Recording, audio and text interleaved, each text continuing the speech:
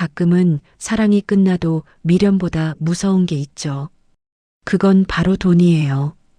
돈은 사람의 민낯을 드러내고 사랑을 계산하게 만들죠. 오늘 사연은 유산을 둘러싼 한 부부의 이야기예요. 저는 전북 익산에 사는 48살 한미정이에요. 남편 서진우 씨와는 12해를 함께 살았어요. 사랑으로 시작했지만 마지막엔 미움도 연민도 남지 않았죠. 이건 제가 정말로 잊지 못하는 그 시절의 이야기예요. 이야기를 듣기 전에 구독과 좋아요 부탁드려요. 큰 힘이 됩니다. 결혼 12년 차 서진우와 한미정. 한때 뜨겁게 시작한 사이였지만 요즘 둘 사이엔 질문만 남아 있었다. 누가 언제부터 변했는지, 어디서부터 틀어졌는지 서로 말하지 않을 뿐이었다. 오늘도 늦게 들어오는 거야? 거래처 미팅이 늘었어. 끝나면 연락할게. 연락은 자주 늦었고 변명은 늘 비슷했다. 진우의 사업이 무너지면서 집안 공기는 금세 싸늘해졌다. 카드값, 밀린 임대료, 대출이자. 매달 엉킨 숫자들이 부부 사이에 앉아 있는 것 같았다. 당신 힘든 거 알아. 근데 나도 버티는 중이야. 어머님 병원비, 집안 살림, 내가 다 감당하고 있잖아. 그럼 나보고 뭘 어쩌라고. 지금은 돈이 먼저야. 돈이 먼저라는 말이 사랑은 나중이라는 뜻으로 들렸다. 그날 밤 둘은 같은 집에 있으면서 전혀 다른 방향을 바라봤다. 몇 달 후 시어머니가 세상을 떠났다. 조문객이 빠져나간 뒤 변호사가 봉투 하나를 내밀었다. 유언과 등기 서류, 그리고 짧은 메모. 고인의 뜻은 단순합니다. 집은 며느리인 한미정 씨 명의로. 사유는 간병과 생계에 대한 보상이라고 적혀 있네요. 잠깐만요. 그 집, 제 몫은 없다는 건가요? 유언은 그렇게 되어 있습니다. 미정은 놀라며 고개를 저었다. 자신이 요구한 적 없는 일이었다. 하지만 진우의 시선에는 고마움 대신 의심이 번졌다. 언제부터 내 어머니 마음을 돌린 거지? 그런 말 하지 마. 당신도 알잖아. 내가 2년을 붙어 있었어. 돈 한 푼 안 받고. 감사 인사는 사라지고 계산서만 남았다. 유언이 사랑을 무너뜨리는 데 걸린 시간은 고작 몇 줄이었다. 장례가 끝나고 일상은 바로 현실의 얼굴을 드러냈다. 대출 독촉 전화가 늘었고 집을 담보로 잡자는 얘기가 오갔다. 내 명이면 한도 더 나오잖아. 한 번만 빌려줘. 이 악물고 제기해 볼게. 당신 이미 2번 약속 어겼어. 갚는 순서부터 정하자. 그날 밤 진우는 술 기운의 높은 소리로 말했다. 손바닥이 식탁을 탕 치는 소리가 집안을 울렸다. 폭력이란 단어를 입에 올리지 않으려 애썼지만 공포는 이미 방을 차지했다. 내가 이 집 가장이야. 내 결정에 토 달지 마. 가장이라면 먼저 미안하다고 말해. 오늘도 난 혼자였어. 혼자였다는 말이 오래 남았다. 서로 곁에 있었지만 마음은 이미 다른 방으로 이사 갔다. 회사에서 프로젝트 협업으로 외부 총괄을 만났다. 이름 이강우. 대학 시절 미정의 첫사랑이었다. 시간이 지나 얼굴선은 달라졌지만 눈빛은 그때와 비슷했다. 상대방의 이야기를 끝까지 들을 줄 아는 사람. 오랜만이네. 그때 너 늘 남 도우면서도 자신 얘기는 안 했지. 사람에게 기대는 게 서툴러서 그래. 밥을 먹자며 자리를 옮겼다. 그는 묻지 말아야 할 질문들을 조용히 한 줄씩 꺼냈다. 괜찮냐? 잠은 잘 오냐? 무릎은 아직 아프냐? 그 사소한 것들이 요즘 자신에게 가장 필요했던 문장이었다. 혹시 도움이 필요하면 말해. 난 내가 혼자 버티는 걸 원치 않아. 위로는 빠르게 습관이 되었다. 메시지는 매일 늘었고 침묵보다 말이 쉬운 저녁들이 이어졌다.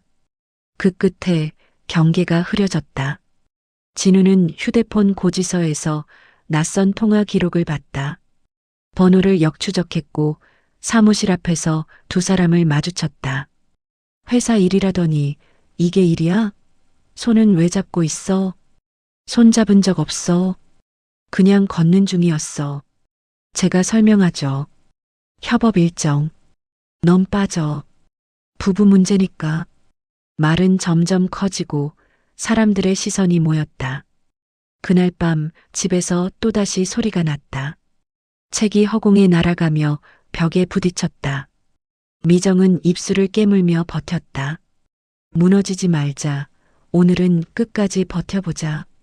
당신이 나한테 한 말을 기억해. 돈이 먼저라고 했지. 난 사람이고 싶었어. 그 문장이 칼날처럼 박혔다. 진우는 문을 세게 닫고 나갔다. 침묵이 남은 자리에서 미정은 서랍 깊숙한 곳에 서류를 꺼냈다. 고인의 유언사본, 집 등기, 그리고 상담센터 카드. 며칠 뒤 미정은 별거를 선언했다. 작은 오피스텔 보증금을 일부 내고 최소한의 집만 들고 나왔다. 당분간 서로 시간을 갖자. 내게도 안전이 필요해. 내가 떠나면 끝이야. 돌아올 생각 마. 끝내라는 말은 협박처럼 들렸고 돌아오지 말라는 말은 이상하게도 안도의 모양을 닮았다. 별거가 시작되자마자 진우는 움직였다. 집 가압류를 피하려고 서둘러 대출 상담을 붙잡았고 미정의 인감 도장을 요구했다. 그건 안 돼. 내 명의야. 유언을 존중해줘. 말은 벽에 부딪혔다. 그 무렵 강우아의 메시지는 더 길어졌다. 위로는 경계가 되고 경계는 어느새 고백으로 바뀌었다. 우린 잘못 가는 걸까? 알아. 그래도 지금 나한텐 이게 숨이야. 사람은 버티기 위해 때로 틀린 선택을 한다. 그 선택이 숨통이 되기도 하고 족쇄가 되기도 한다. 한밤중 진우는 오피스텔 문 앞에서 기다렸다. 문이 열리자 두 사람의 그림자가 겹쳐 보였다. 그 순간 그동안 눌러왔던 감정이 폭발했다. 여기서까지 이러는 거냐? 진정하시죠. 대화부터. 대화. 내 집, 내 아내, 내 인생을 둘이서 나눠 먹겠다는 대화. 팔이 밀치고 어깨가 부딪혔다. 금속 프레임이 크게 흔들렸다. 순간적으로 거칠어진 손길이 목덜미를 스쳤고 몸이 벽으로 빨려 들어가듯 밀렸다. 공포가 목까지 차올랐다. 그만해. 그만하라고. 정적이 내려앉았다. 누구도 더는 움직이지 못했다. 그날 새벽 미정은 상담센터에 정식으로 기록을 남겼고 임시 보호 명령을 신청했다. 종이 한 장의 힘이 생각보다 컸다. 누군가에겐 보호였고 누군가에겐 굴레였다. 몇 달이 흘렀다. 놀랍게도 진우는 빠르게 재혼을 준비했다. 회사에서 함께 일하던 비서 유리. 나이는 훨씬 어렸다. 그녀는 다정했고 말수가 적었다. 상처난 사람에게는 그 정도 배려만으로도 충분히 구명이 됐다. 다시 시작해요. 과거는 묻지 말고 지금 필요한 것만 생각해요. 두 사람은 서둘러 혼인신고를 했다. 소문은 빠르게 퍼졌고 그중 절반은 축하였고 나머지는 계산이었다. 진우는 결혼을 발판으로 다시 자금을 모았다. 명예 이전을 시도했고 하우스 론을 새로 물렸다. 예식 사진 속 미소는 넓었지만 통장 속 숫자는 얕았다. 조금만 버티면 돼. 이번엔 진짜 기회가 보여. 버틴다는 말은 이유가 되기도 하고 변명으로 쓰이기도 한다. 어느 날 유리가 늦게 돌아왔다. 낯선 향수가 묻어 있었다. 요즘 왜 전화를 피하지? 업무 미팅이었어. 설명해도 믿지 않겠지? 의심은 한 번 시작되면 쉽사리 멈추지 않는다. 진우는 결국 유리의 사진첩을 훔쳐봤다. 거기엔 뜻밖의 얼굴이 있었다. 강우. 유리와 강우가 같은 공간에서 웃고 있는 사진. 날짜는 별거 직후. 진우는 유리를 추궁하지 않았다. 대신 조용히 강우의 회사로 서류를 보냈다. 법적 대응이라고 적힌 공문, 그리고 면담 요청. 며칠 뒤 세 사람은 같은 방에 앉았다. 두 사람 언제부터야? 정확히 말할게. 난 한동안 강우 씨와 만났어. 하지만 지금은 아니야. 내가 먼저 사과하마.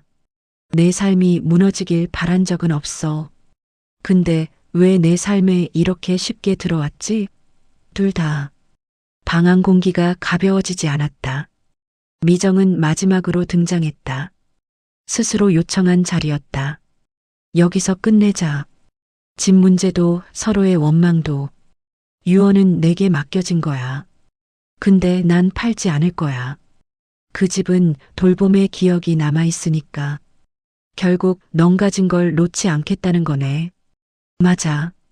이번엔 놓지 않겠어. 대신 당신의 빚, 법적 절차대로 일부 조정 도울게. 감정이 아니라 계산으로. 감정 대신 계산. 그게 마지막 합의였다. 서로의 얼굴을 더 보지 않기 위한 어쩔 수 없는 합리였다. 시간이 조금 흘렀다. 진우는 작은 사무실을 얻어 다시 일을 시작했다. 매일 새벽 불을 켰다.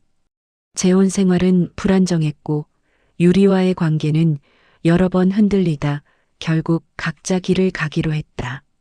이별 통보는 짧았다. 사랑보다 피로가 먼저였다. 처음엔 돈이 먼저였고 그 다음엔 체면이 더 급했지. 결국 남은 건 텅 빈 방이더라. 미정은 상담센터의 자원봉사를 시작했다. 누군가에게 듣는 법을 배웠고 누군가의 말을 끝까지 듣는 사람이 됐다. 강우와의 인연은 조용히 정리했다. 서로에게 미안했고 더는 누구의 피난처가 되고 싶지 않았다. 버티려고 붙잡은 손이 사실은 누군가를 놓게 만들 때가 있어. 그걸 이제야 배웠네. 유언으로 남겨진 집은 그대로였다. 주말이면 미정은 창문을 활짝 열고 먼지를 털었다. 거실 한쪽에는 시어머니가 생전에 쓰던 작은 찻상이 있었다. 거기에 뜨거운 물을 붓고 혼잣말처럼 인사를 건넸다. 어머니, 이제 제가 저를 지켜볼게요. 사람을 잃고 돈을 잃고 체면을 잃은 뒤에야 알게 되는 것들이 있다. 결국 마지막까지 지켜야 했던 건 소유가 아니라 마음의 자리였다. 어떤 사랑은 재산보다 가볍게 사라지고 어떤 후회는 계약서보다 무겁게 남는다.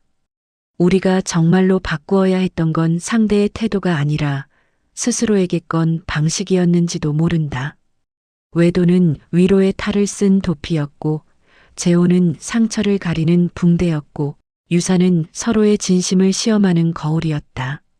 폭력은 변명의 다른 이름이었고 경제적 갈등은 마음의 빈자리에서 자랐다.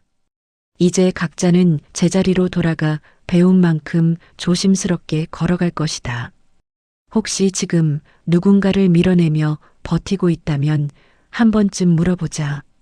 정말 지키고 싶은 건 어디에 있냐고. 이 이야기가 마음에 닿았다면 구독과 좋아요로 신이바람을 응원해 주세요.